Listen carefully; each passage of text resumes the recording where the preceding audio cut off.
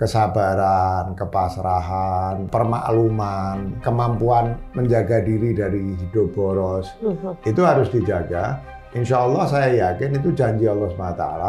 Jangan rusak keseimbangan sunnatullah, supaya sunnatullah yang satu bahwa Allah akan memberi rezeki pada pasangan yang menikah meskipun nggak punya duit itu jalan. Termasuk di antara sunnatullah itu apa? Kalau kamu punya lebih, kasih orang yang kurang. Kita perempuan dapat penghasilan akhirnya lebih besar dari suami juga jangan ngerasa jadi sombong, ngerasa jadi lebih. Ya Allah begini ya karena suami kamu ridho aja. Perceraian itu jalan darurat. Nah, kalau namanya jalan darurat, itu pasti semua hal yang bisa dilakukan untuk menghalangi perceraian itu harus sudah dilakukan.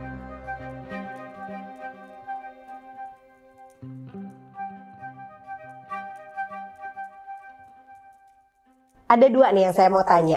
Yang pertama yang cukup sensitif, tadi sempat diomongin juga sama Pak Haidar tentang bagaimana deraan hidup di zaman sekarang ini juga membuat orang kemudian punya tekanan, stres, sehingga mencari hiburan dan akhirnya lari ke media sosial dan godaannya di situ jauh lebih banyak.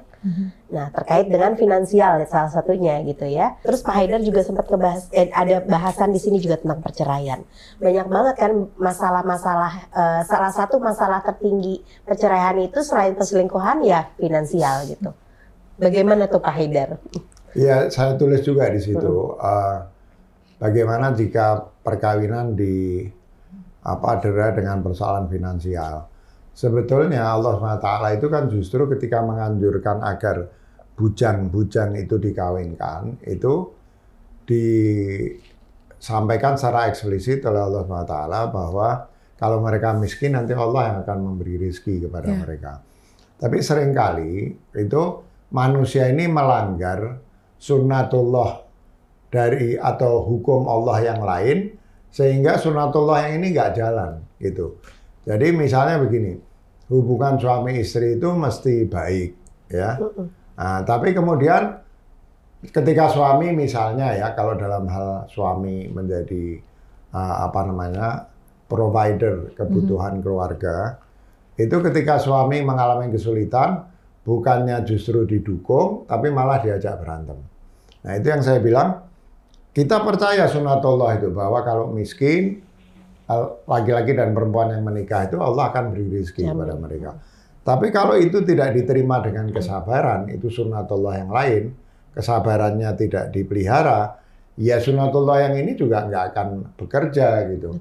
Atau pada saat ini mengalami kesulitan, nggak mesti perempuan ya, mungkin laki-lakinya yang boros. Tapi justru buka Shopee terus, belanja terus, dan lain sebagainya.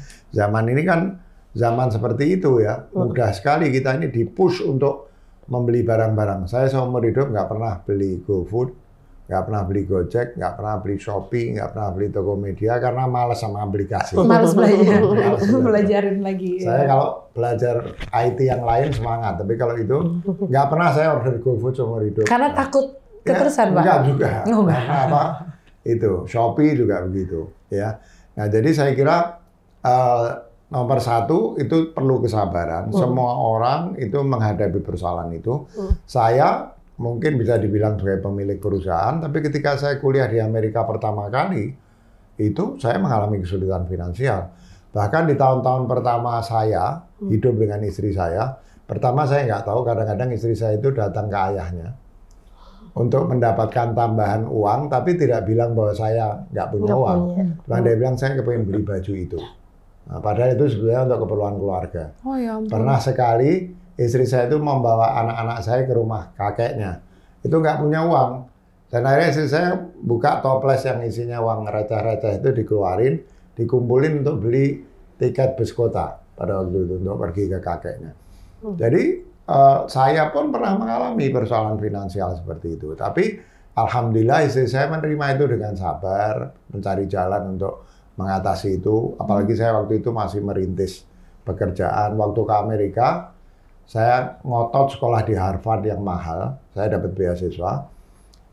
Tadinya tidak diizinkan, akhirnya diizinkan. Pemberi beasiswa itu Fulbright Foundation mengatakan ya boleh, kamu boleh sekolah di Harvard, tapi tuitionnya tinggi sehingga stipend kamu, uang yang buat kamu hidup sehari-hari itu kecil, kurang. Saya ngotot, saya masuk Harvard, dan akhirnya memang kurang. Dari kebutuhan 2.500 US dollar per bulan, saya hanya punya stipend $1.000. Tapi alhamdulillah ada pertolongan Allah, tiba-tiba saya dikasih pekerjaan menjadi koresponden majalah.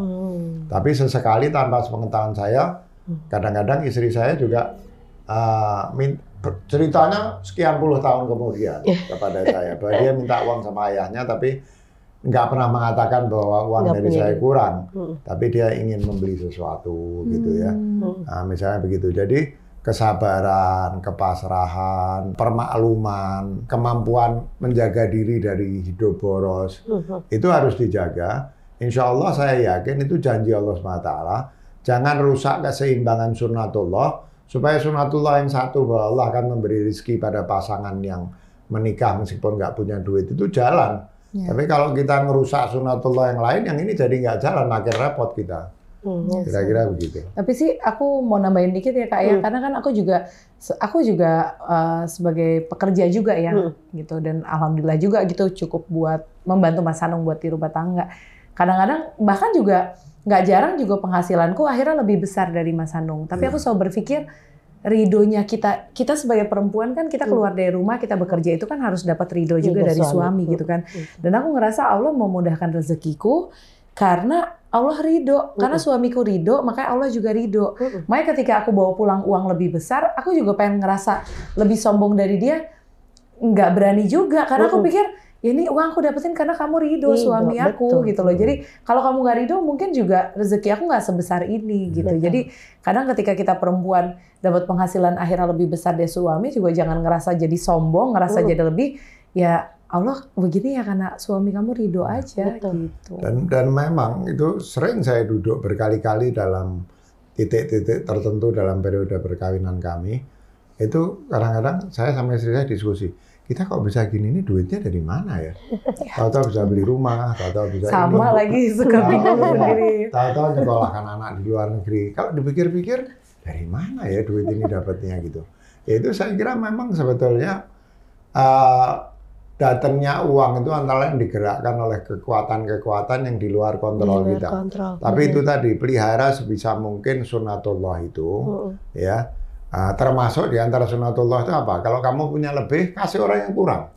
Nah, jadi kadang-kadang saya suka bukan diprotes, keluarga saya, anak saya ini suka ngomong gini ya, ayah itu duitnya disebar kemana-mana gitu. Terus saya bilang, tapi kamu mesti ingat, jangan-jangan ayah punya harta seperti sekarang itu karena ayah ngasih orang.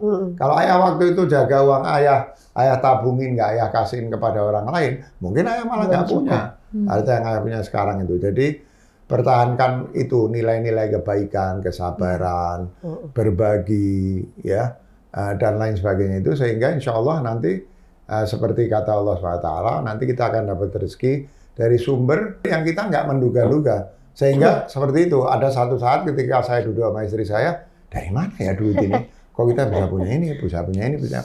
Itu min haitsu la yahtasib. Mudah-mudahan kalau saya nggak GR sama Allah.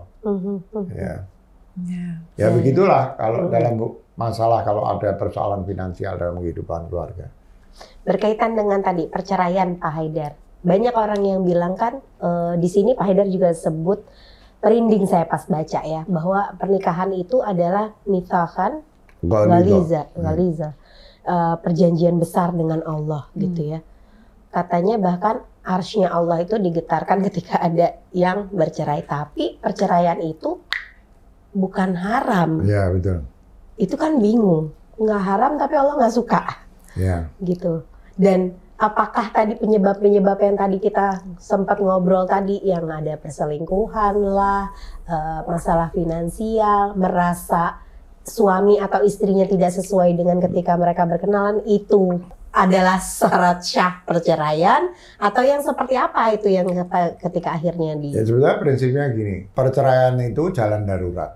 Nah, kalau namanya jalan darurat, itu pasti semua hal yang bisa dilakukan untuk menghalangi perceraian itu harus sudah dilakukan.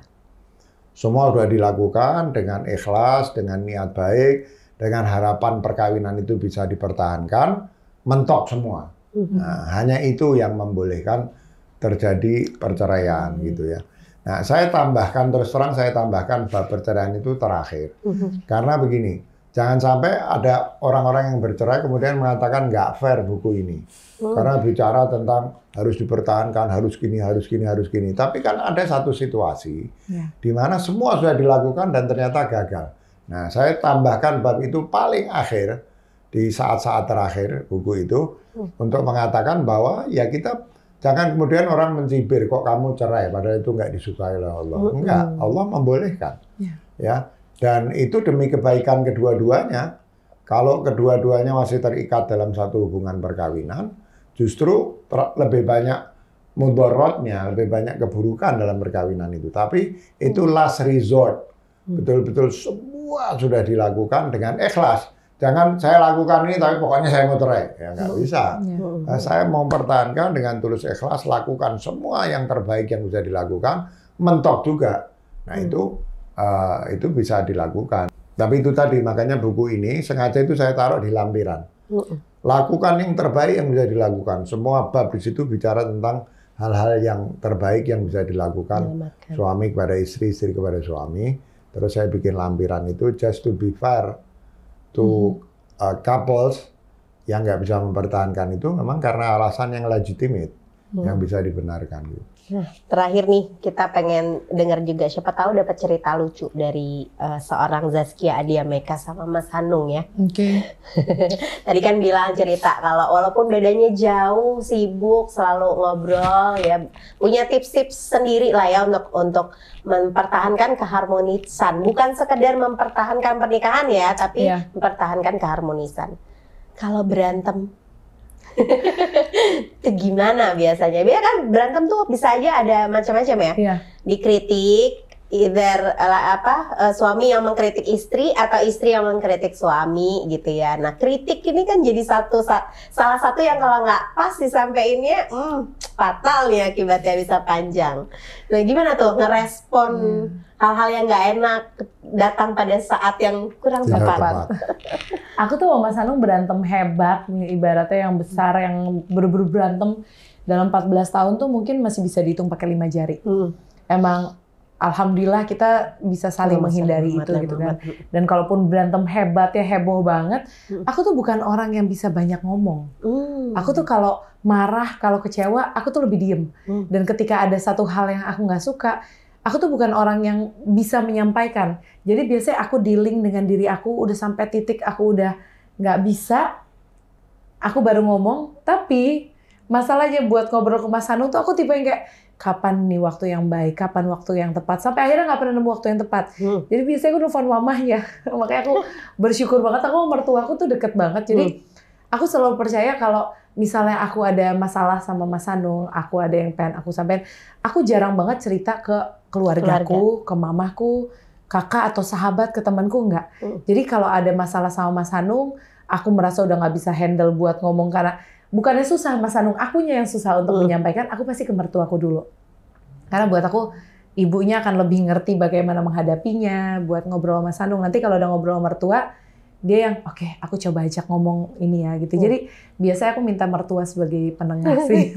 Dan itu alhamdulillah agak jarang terjadi, mungkin karena kita beda umurnya juga 12 tahun gitu. Jadi Mas Hanung tahu bagaimana ngehandle aku dan dia jarang bikin ini sih. Kalau bikin drama, bikin sebel itu aku biasanya kayak oke, aku berdamai ya udah gitu. Jadi lebih ke diam ya, lebih ke Aku diam. orangnya nggak bisa menyampaikan. Meregulasi diri sendiri ya. Aku biasanya ini jarang ibu-ibu biasanya. Aku berdamai dulu. Makanya kadang-kadang orang banyak yang bilang, Saskia nanti kamu sakit loh, karena aku tuh orang yang suka mendem gitu loh. Apa yang aku rasain selagi aku bisa dealing sama diri aku bisa selesaikan sama diri aku. Ya aku ini dulu, makanya Rasulullah itu aku pegang banget ya di Islam kan, kalau marah dari diri duduk dulu, tiduran dulu, habis itu ambil wudu, dan aku tuh selalu gitu. Jadi kalau marah ya itu yang aku lakuin dulu, lagi marah aku duduk dulu, tiduran dulu, wudu dulu, kadang-kadang bahkan tenang dulu, aku bawa tidur dulu, kalau besok masih mengganggu aku, baru aku cari cara, oke nih berarti serius. Tapi kalau cuman emosi-emosi yang ternyata diriku bisa handle selama sehari 2 hari aku dealing udah fine, ya aku nggak akan jadiin itu masalah. Gitu. Masya Allah. Nah, meski saya ditanya, saya mau nimbrung. Jadi sebaiknya kalau ada pertengkaran itu, Dan saya berani ngomong ini bukan sebagai nasihat kepada orang lain, tapi nasihat kepada diri saya. Itu jangan kedua-duanya keras, jangan dua-duanya mau menang, gitu ya. Saya ini termasuk orang yang butuh waktu lama untuk belajar dari seorang yang egois, seorang yang mau menang sendiri, menjadi orang seperti sekarang yang juga belum sempurna-sempurna amat, masih suka salah. Tapi antara lain yang menjadikan saya merasa alhamdulillah, saya bersyukur kepada Allah, perkawinan saya ini dengan segala pasang surut berjalan dengan baik, bisa memupuk cinta kasih, bahkan bisa mengembangkan cinta kasih. Itu karena istri saya. Istri saya itu kalau kita bertengkar, ya, itu biasanya saya ngambeknya lama, tapi istri saya enggak. Begitu pertengkarannya selesai, dalam waktu 1 menit, 2 menit, sikapnya sudah kembali asal. Nawarin kopi, nawarin teh, mendekati, ngomong seolah-olah tidak terjadi pertengkaran itu. Sehingga lama-lama saya ngambek ya jadi kayak orang bodoh, ngambek terlalu lama. Itu ternyata strateginya. Ya. Nah, jadi itu saya kira penting.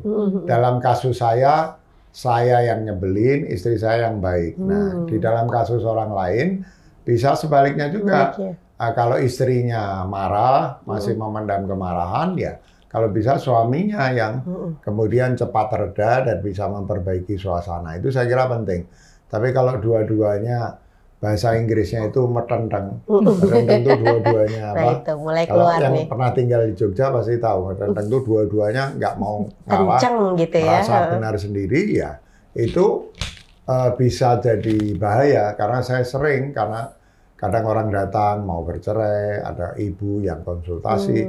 Itu kadang-kadang penyebab perceraian itu adalah kecewaan-kecewaan yang menumpuk.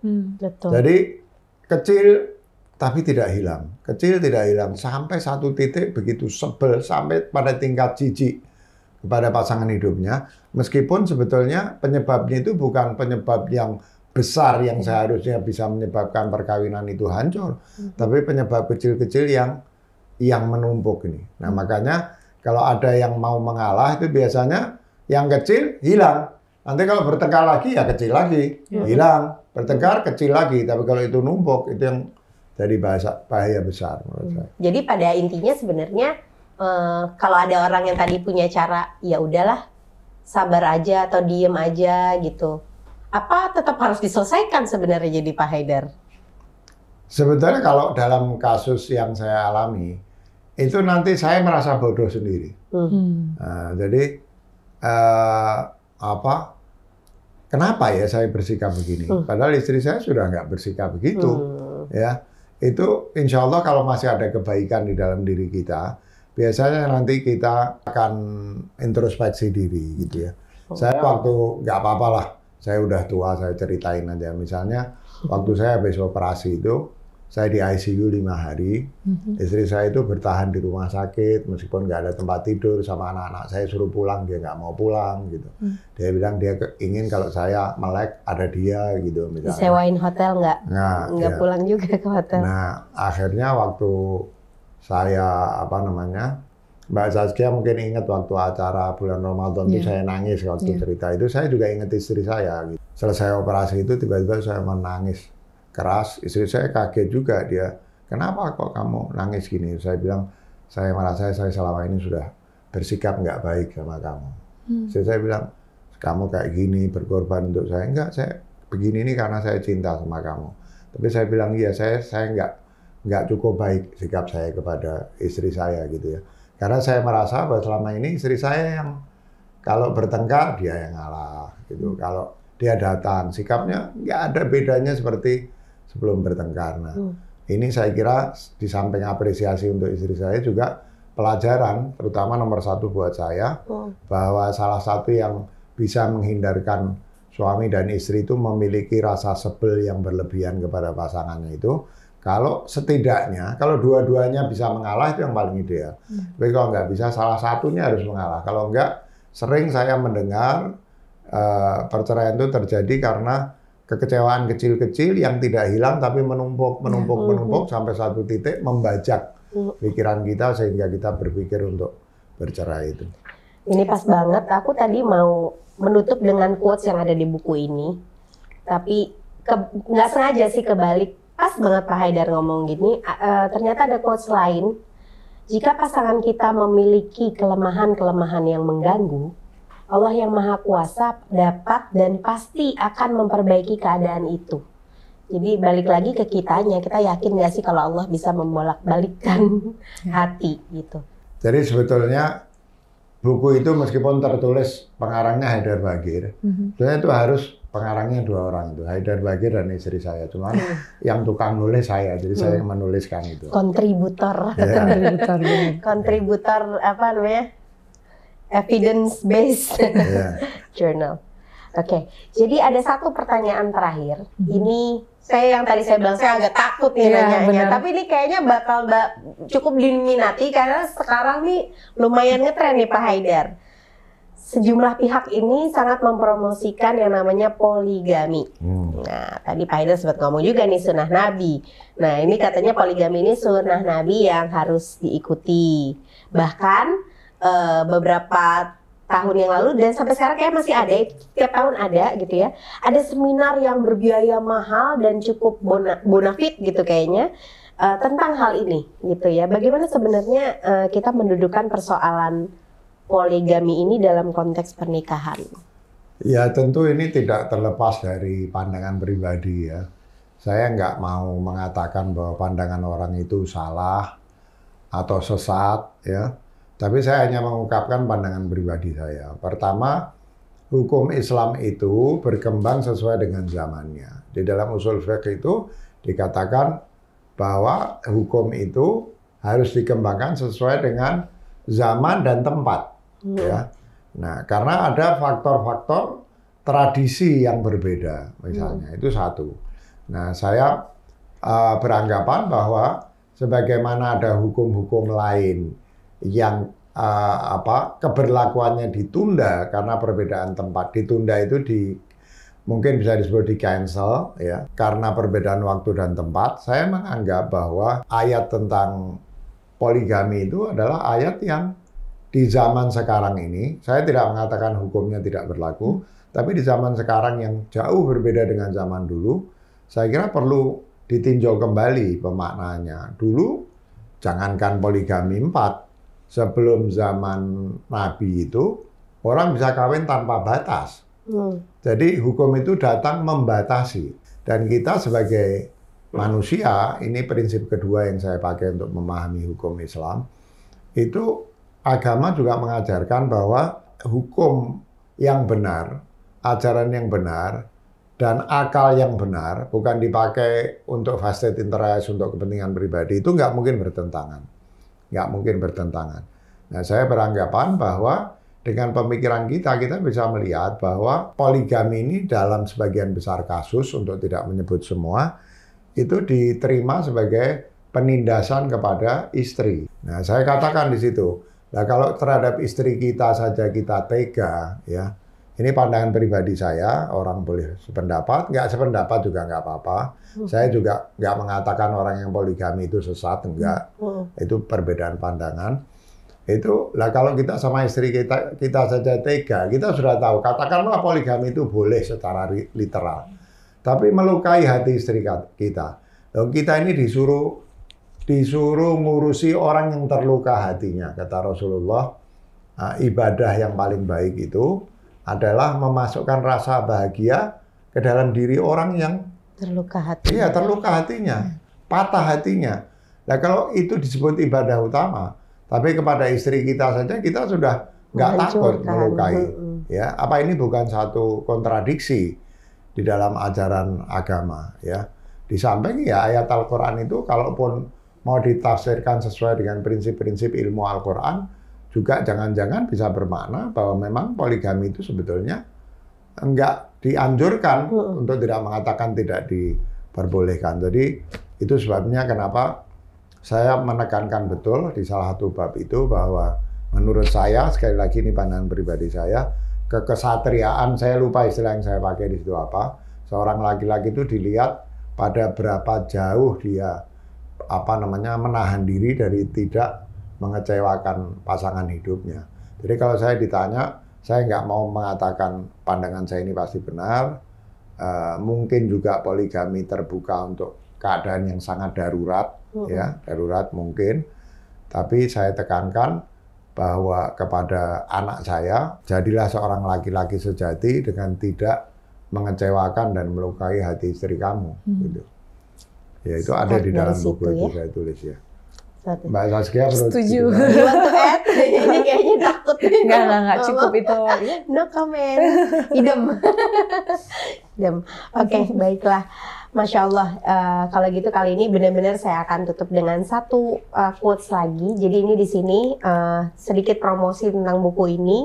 Selain fontnya enak dibaca, isinya udah pasti ya. Juga dilengkapi dengan quotes-quotes yang maunya kepengennya langsung difoto, dikirim, difoto, ditaruh di status gitu ya. Karena bagus banget buat self reminder. Yang sangat baik adalah sikap prasangka baik atau husnuzon akan mendorong kita untuk mendahulukan respons positif terhadap pernyataan pasangan, bahkan yang bernada negatif. Tadi kalau kata Mbak Zaskia dan Mas Hanung di rumah tangganya santai gitu ya. Tadi Pak Haidar juga cerita reaksi istrinya kalau misalnya lagi ada sesuatu yang tidak setuju juga seolah-olah santai seperti tidak terjadi apa-apa. Mudah-mudahan dengan kita berdamai dengan diri sendiri, dengan baca buku ini, kehidupan pernikahan kita bisa menjadi kisah dari sah keselamanya. Saya Mutia Syahab, pamit. Terima kasih banyak Mbak Zaskia dan Pak Haidar obrolan serunya. Selamat membaca buku ini. Assalamualaikum warahmatullahi wabarakatuh.